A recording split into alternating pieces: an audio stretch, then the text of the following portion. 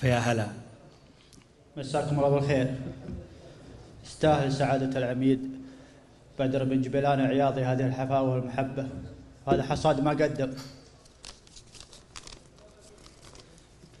يقول كان المجرب يسأل الدكتور من التجارب ما استفاد وفاد، العمر مرة والزمان يدور والماضي اللي راح ما ينعاد، وما فيه زور ما بوسطه شور، ولا فيه مجد لا وله رواد، والفرق بين عيال 9 شهور بأفعالهم ما هو فالأجساد. قولوا لمن يشهد شهادة زور لابد صياد الفهود إيصاد، للحق شرع وللحقيقة نور، واللي بلا مصدر بلا ميراد، وللعلم نور وللجهل ديجور، وبالناس خير وبالحياة إجهاد، والسيرة اللي صرحها معمور مثل الحديث اللي عليه إسناد، والسيرة اللي صرحها معمور مثل الحديث اللي عليه إسناد، واليا ترى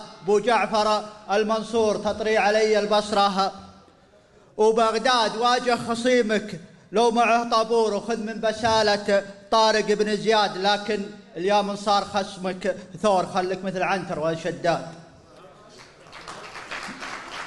واجه خصيمك لو معه طابور، وخذ من بسالة طارق بن زياد، لكن اليوم صار خصمك ثور خلك مثل عنتر ولا الشداد. والشعر يبقى بيرقه منشور، ويحفظ لنا الموروث كالمعتاد، وقرايح الشعار تلعب دور كالحصن تفرق في طويلة الماد، للمدح باب ومنهج ودستور، ويبقى الروس الطيبين اقناد اكتبه من دافع وفا وشعور، ونوادره بأهل الثناء تنقاد، ولا صار في بعض الأمور أمور يا ما قضى لازم وساد وجاد، يا ما قضى لازم وساد وجاد. ونثني على اللي سعيهم مشكور، شرو العميد معرب الأجداد قاموا بحفله طيبين الشور، ربعه من الضباط والأفراد تستاهل التكريم يا المنعور، بينك وبين الطيب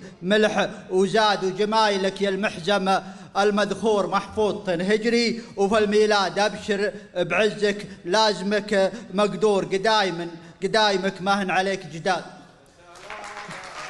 أبشر بعزك لازمك مقدور، قدايمك ماهن عليك جداد. وبدر جبيلان العياضي سور ودرع وذرى دون الوطن وسناد، فعله يناسب قوله الماثور، لا صار في الميقاف قدح ازناد، وبالعسر سيف مجرب ومخبور، وسيرته تنقل من بلد لبلاد، له مع حكومتنا الرشيده دور، وله في عروش الطايلات اشتاد. وبني عمر أهل النبى المشهور قبيلة ما تنجب إلا السياد يستاهلون.